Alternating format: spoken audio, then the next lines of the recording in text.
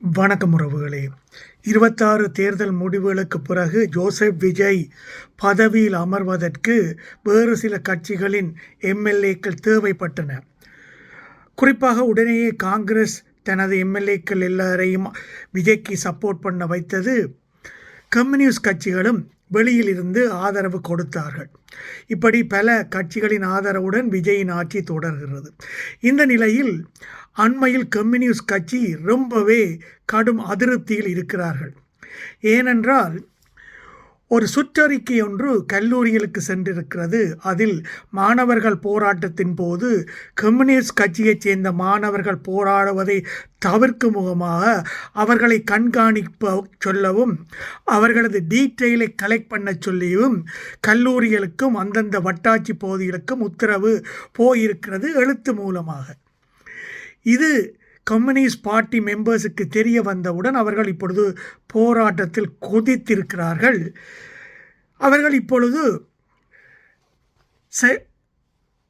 தலைமைச் செயலாளருக்கு எதிராக போராடுகிறார்கள்.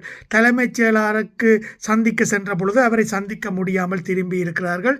இதனால் தொடர் அதிருப்தியில் இருக்கும் கம்யூனிஸ்ட் கட்சிக்காரர்கள் ஏன் சிஎம்முக்கு எதிராக போராடவில்லை என்பதுதான் தெரியவில்லை. ஏனென்றால் இப்படியெல்லாம் சுற்றறிக்கை சென்றது சிஎம்மின் கவனத்துக்கு வரவில்லையா, அல்லது வழமை போல நாட்டில் நடப்பது எதுவுமே அவருக்கு தெரியாத மாதிரி இதுவுமே உண்மையிலே சிஎம்முக்கு தெரியாமல் நடந்த விஷயமா? இப்பொழுது சொல்லுகிறார்கள் சிஎம்முக்கு எதுவுமே உண்மையில் தெரிவதில்லை, எல்லாவுமே சாய்குமார் ஐஏஎஸ் அவர்களது கட்டுப்பாட்டின் கீழே தான் நடக்கிறது. தலைமைச் செயலாளர் சாய்குமார் அவர்கள்தான் அரசாங்கத்தை கட்டுப்படுத்துகிறார். விஜய் ஒரு பொம்மையாகத்தான் இருக்கிறார் என்று குற்றச்சாட்டுகள் வைக்கிறார்கள் உறவுகளே.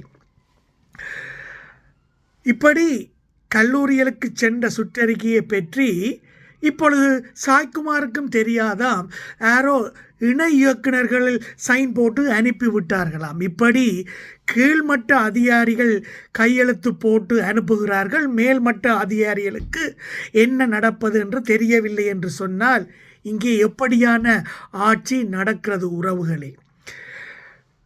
இங்கே குஜிலாம்பாறை வட்டாட்சியர் ஒரு சுற்றறிக்கை அனுப்புகிறார். பிரச்சனை வந்தவுடன் கேட்டால் அவருக்கு வயதாகிவிட்டது, இன்னும் 6 மாதத்தில் ரிட்டையர் பண்ண போகிறார், அவரை இப்பொழுது இடம் மாற்றி விட்டோம் என்று சொல்கிறார்கள். அப்படி என்றால் வயது போனால் எந்த தவறும் செய்து விடலாமா? அப்படி என்றால் சாய்குமார் கூட 6 மாதத்துக்கு முதலே வயதாகி ரிட்டையர் பண்ணப்பட்டிருக்க வேண்டும். அவருக்கு எக்ஸ்டென்ஷன் கொடுத்து வைத்திருக்கிறீர்களே ஏன்? ஏனென்றால் சாய்குமார் ஐஏஎஸ் அவரை பாஜக தான் நியமித்தது உறவுகளை. தேர்தல் காலங்களில் அவரை ஜோசப் விஜய் ஏன் இன்னும் மாற்றாமல் இருக்கிறார்? தமிழ்நாட்டில் தமிழ் படித்த, தமிழ் உணர்வுள்ள, நன்றாக அறிவுள்ள ஒரு ஐஏஎஸ் அதிகாரிகளும் இல்லையா? ஏன் பாஜக நியமித்த சாய்குமாரைத்தான் இன்னும் ஜோசப் விஜய் நம்பி அவர் சொல்வதை கேட்டு நடந்து கொண்டிருக்கிறார்? ஏனென்றால் இங்கு நடப்பது பாஜக ஆட்சிதான். ஜோசப் அவர்கள் ஒரு பொம்மை மாதிரி வைத்திருக்கிறார்கள். கோட்டும் போட்டு பொட்டும் போட்டு அவரை நாற்காலியில் உட்கார வைத்திருக்கிறார்கள் ஒழிய அவருக்கு தமிழ்நாட்டில் என்ன நடப்பது என்பது கொஞ்சம் கூட தெரியவில்லை உறவுகளே. அவரது சினிமா அந்த மாசை வைத்துக்கொண்டு இவர்கள் வண்டி ஓட்டி கொண்டு இருக்கிறார்கள் ஒழிய இவர் விஜய் அவர்களுக்கு உள்ளும் புறமும் என்ன நடப்பது என்பது தெரியவில்லை.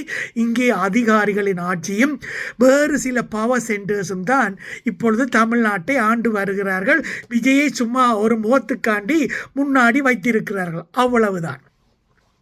விஜயின் பிறந்த நாள் அன்று அங்கே ஒரு ஒன்றிய செயலாளர் யாரோ பள்ளியில் போய் பிள்ளைகள் எல்லாம் விஜய் விஜய் என்று கத்த வைத்து பிறந்த நாள் கொண்டாடுகிறார். அது பிரச்சனையானவுடன் கேட்டால் அது கட்சிக்கும் தெரியவில்லையா, மாவட்ட செயலாளருக்கும் தெரியவில்லையா, சிஎம்முக்கும் அதை பற்றி தெரியாதாம். சரி, அதை விடுவோம். எம்எல்ஏ ஆய்வு செய்கிறேன் என்று சொல்லி சம்பந்தப்படாத இடங்களில் எல்லாம் சென்று ஆய்வு செய்கிறார்கள். அதை பற்றி கேட்டால் அதுவும் கட்சிக்கு தெரியவில்லையா, சிஎம்முக்கு தெரியவில்லையா? அரசு மருத்துவமனையில் போய் தேவையில்லாத ஒரு எம்எல்ஏ ஆய்வு செய்கிறார். அவருக்கும் அரசு மருத்துவமனைக்கும் சம்பந்தமே இல்லை. அதை கேட்டால் அது கட்சிக்கும் தெரியாதாம், சிஎம்முக்கும் தெரியாது என்று சொல்கிறார்களாம். இப்படி எதுவுமே கட்சிக்கும் தெரியவில்லை, சிஎம்முக்கும் தெரியவில்லை. உறவுகளே, இங்கே வர வேண்டிய பல முதலீடுகள் ஆந்திராக்கு செல்கிறது. அது சிஎம்முக்கு தெரியுமாண்டா தெரியாது. இங்கே தெலுங்கு அதிகாரிகளைத்தான் முன்னிறுத்துகிறார்கள். திறம்பட இயங்கும் தமிழ் அதிகாரிகளை வேறு இடத்துக்கு மாற்றுகிறார்கள். இப்படி மறைமுகமாக ஒரு தெலுங்கு லாபி நடந்து கொண்டு இருக்கிறது என்பது முதலமைச்சர் ஜோசப் விஜய்க்கு தெரியுமா என்றால் அதுவும் தெரியாது என்கிறார்கள். இப்படி யார் அமைச்சர்கள் என்று கூடி சில வேளை ஜோசப் விஜய்க்கு தெரியுதில்லையா? யாரு அதிகாரம் பண்ணுகிறார்கள், யாரு சுற்றறிக்கையை வெளியிடுகிறார்கள் என்பது ஒன்று கூட விஜய்க்கு தெரியவில்லை.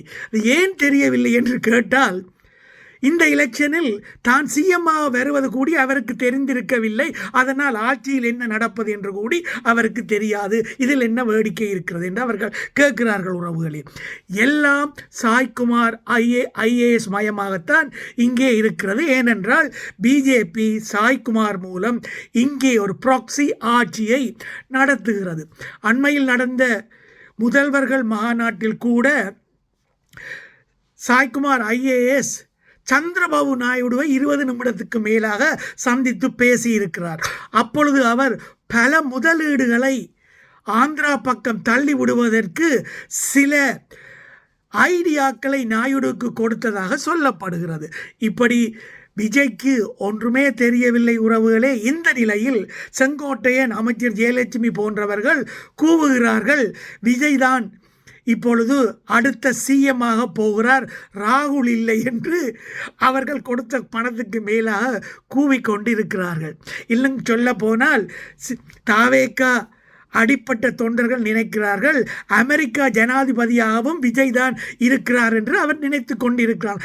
அந்த அளவுக்கு எந்த அறிவும் இல்லாத அறிவு சூனியங்களாக இருக்கும் அணில் குஞ்சிகளும் தற்குறிகளுக்கும் எதுவுமே புரியவில்லை, சொல்லியும் புரிய வைக்க இயலாத உறவுகளே. இந்த நிலையில்தான் தமிழ்நாடு அரசாங்கம் இப்பொழுது ஒரு மாட்டு வண்டி மாதிரி டக்கடான்னு போய்கொண்டு இருக்கிறது. இது ரொம்ப தூரம் போகாத உறவுகளே. வெகு சீக்கிரம் இந்த விஜயின் தாவேக்கா ஆட்சி ஆட்டம் காணப்போகுது. அமைச்சர்கள் எல்லாம் பேசிக்கிறார்களாம், எம்எல்ஏக்கள் உட்பட.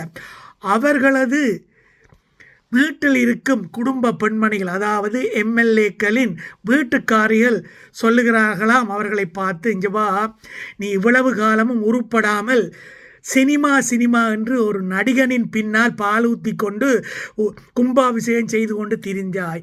உன் அதிர்ஷ்டம் இப்பொழுது சினிமா மாயையில் சிக்குண்ட இளைஞர்கள் வாக்களித்து ஒரு கூத்தாடிய சிஎம்மாக ஆக்கியாச்சு. அதனால் உனக்கு இப்பொழுது பதவி இருக்கிறது. ஆனால் இது தொடர்ந்து நிலைக்காது, புரிந்துகொள். நீ இப்பொழுதே மாற்று எதிர்க்கட்சியினர் பேரம் பேசுவதை பாவித்து 30-35 கோடிகளை வேண்டிக் கொண்டு லைஃப்பில் செட்டில் ஆகி அந்த பக்கம் போய்விடு. ஏனென்றால் மறுபடியும் சினிமா மயக்கத்தில் ஒரு நடிகனை நம்பி இனிமேல் மக்கள் வாக்களிக்க மாட்டார்கள் என்பதை புரிந்துகோ என்று தங்கள் கணவன்மாருக்கு எம்எல்ஏக்களின் வீட்டுக்காரிகள் அறிவுரை வழங்குவதாகவும் அவர்கள் தரும் அறிவுரையில் உண்மை இருப்பதாகவும் எம்எல்ஏக்கள் தாவேக்கா எம்எல்ஏக்கள் உணர்ந்திருப்பதாகவும் எந்த நேரமும் கட்சிதாக தாவரத்துக்கு தயாராக இருப்பதாகவும் சொல்லப்படுகிறது உறவுகளே.